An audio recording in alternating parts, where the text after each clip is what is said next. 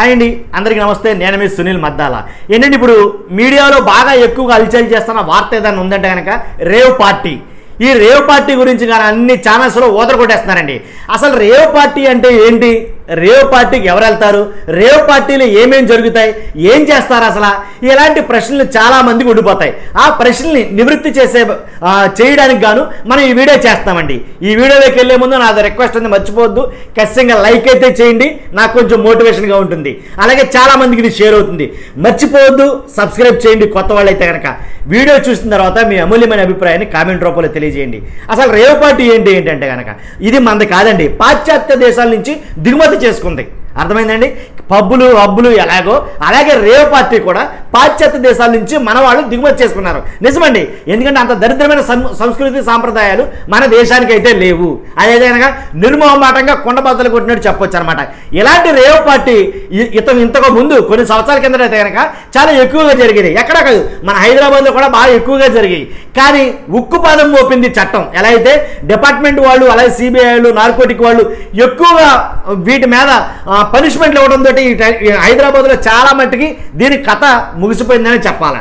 కానీ అందుకు హైదరాబాదు కుదరటం లేదని బెంగళూరుని అడ్డాగా చేసుకుని అక్కడ రేవ్ పార్టీలు పెట్టడానికి చాలామంది ప్రయత్నాలు చేస్తారు, జరుగుతున్నాయని ఆ నోట్ ఈ నోట్ అయితే కనుక మాట్లాడుకోవడం మనం విన్నాం.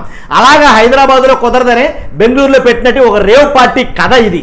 కాబట్టి ఈ కథలో మెయిన్ రోల్గా మన తెలుగు ఇండస్ట్రీ ఎవరైతే ఉన్నారో నటి హేమ, ఆవిడ మాత్రం పాత్రధారణ చేసేశారు ఈ సూత్రధారులు అందరూ కలిపి. ఇంతకీ అసలు ఆ రేవ్ పార్టీ అంటే ఏంటి?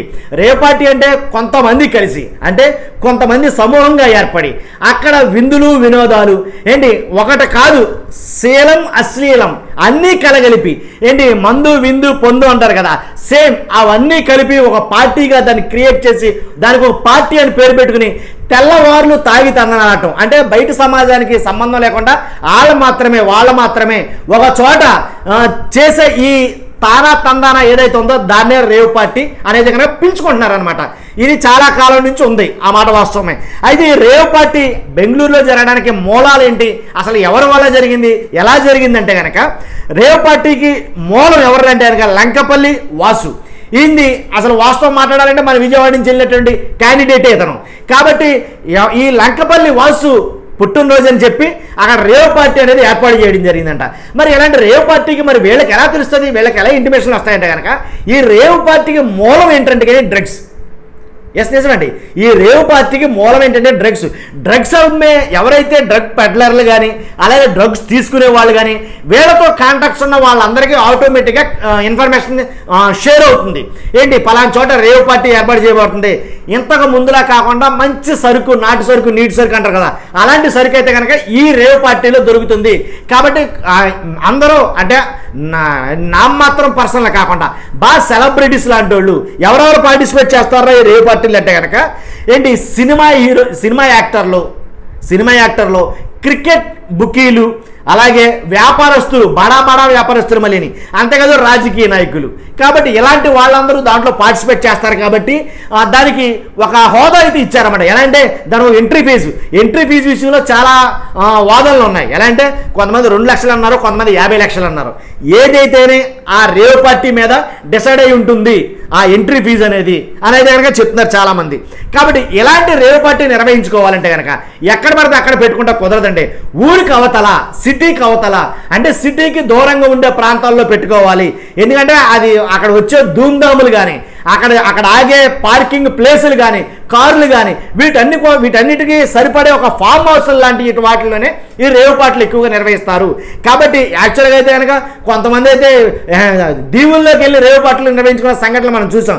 కాబట్టి ఇలాంటి రేవ్ పార్టీ బెంగళూరులో ఏదైతే జిఆర్ ఫామ్ హౌస్ ఉందో ఆ జిఆర్ ఫామ్ హౌస్లో దీన్ని నిర్వహించడం జరిగింది. కాబట్టి ఈ నిర్వహించిన దానికి ఎలాంటి వాళ్ళు వస్తారంటే, బయట చిన్న ఎగ్జాంపుల్ చూపిస్తే సరిపోతుంది మీకు.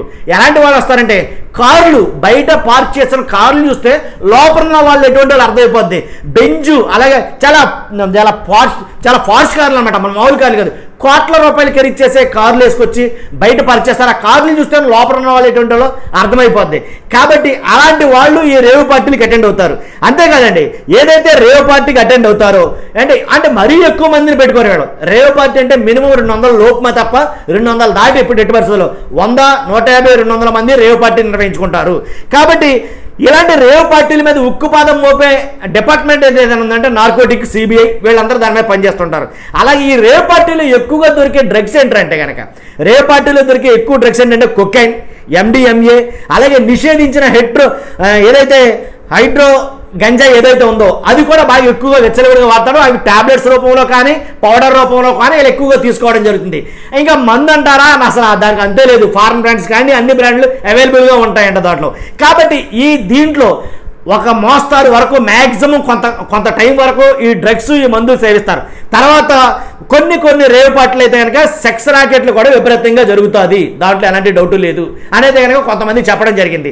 అలాగే ఇప్పుడు జరిగిన బెంగళూరు రేవ్ పార్టీలో కూడా సెక్స్ రాకెట్ మీదే ప్రధానంగా జరిగింది. అక్కడ కూడా ఎక్కువగా జరగడం అనేది పోలీసులు ఆ కోణంలో కూడా దర్యాప్తు చేస్తున్నారని ఆల్రెడీ వార్తలు వస్తున్నాయి. తర్వాత ఈ డ్రగ్స్ సేవించిన వాళ్ళు ఆటోమేటిక్గా ఒకసారి ఏం చేస్తారంటే అన్ని నేను చెప్తాను కదండి, శీలం అశ్లీలం అంతా జరుగుతుంది రేవ్ పార్టీల్లో.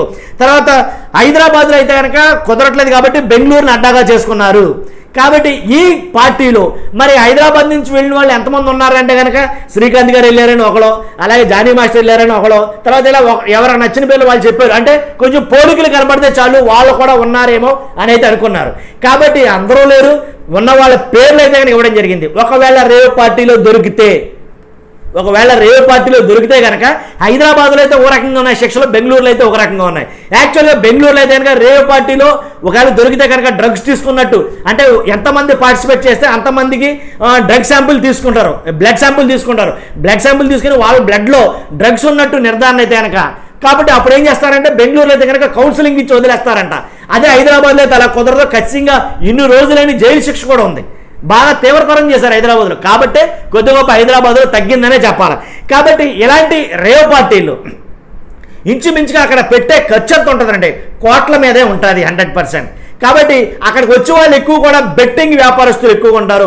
బెట్టింగ్ పెట్టే ఎవరైతే బెట్టింగ్ ఎక్కువగా చేస్తారో అలాంటి వాళ్ళు, డ్రగ్ పెడ్లర్లు తర్వాత డ్రగ్స్ అమ్మి బాగా ఎలాంటి ఎక్కువ పరిచయాలు అక్కడే జరుగుతాయి.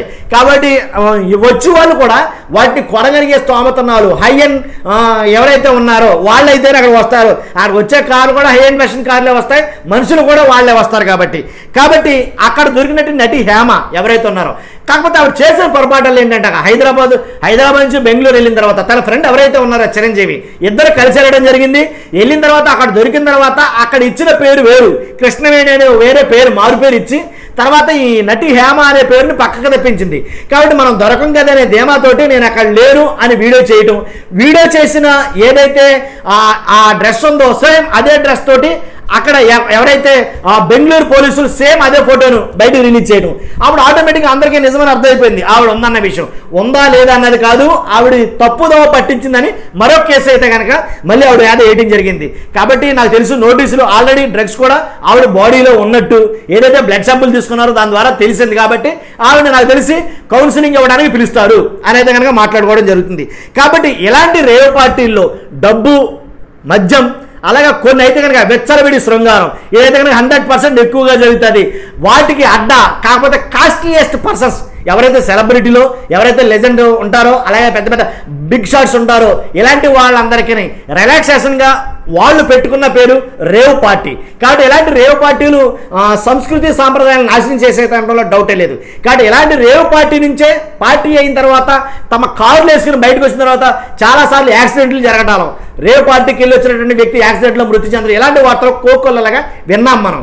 కాబట్టి ఏదేమైనా సరే నిషేధించబడినటువంటి డ్రగ్స్ అక్కడ దొరకడం చట్టరీత్యా నేరం. కాబట్టి 100% దీన్ని చట్టం ఏమాత్రం ఒప్పుకోదు. కాబట్టి ఇదండి రేవ్ పార్టీకి ఉన్న కథ కమామీషు. కాబట్టి చూస్తున్నా మీరు అందరూ కూడా మర్చిపోద్దు మన ఛానల్ నా మోటివేషన్ కోసం ఒక లైక్ ఇవ్వండి. అలాగే కొత్త వాళ్ళైతే ఖచ్చితంగా సబ్స్క్రైబ్ చేయండి. ఇంట్రెస్టింగ్ పొలిటికల్ టాపిక్ వీడియోస్ అయితే కానీ మీ ముందుకు తీసుకురావడానికి ప్రయత్నం చేస్తుంటాను. Thank you very much.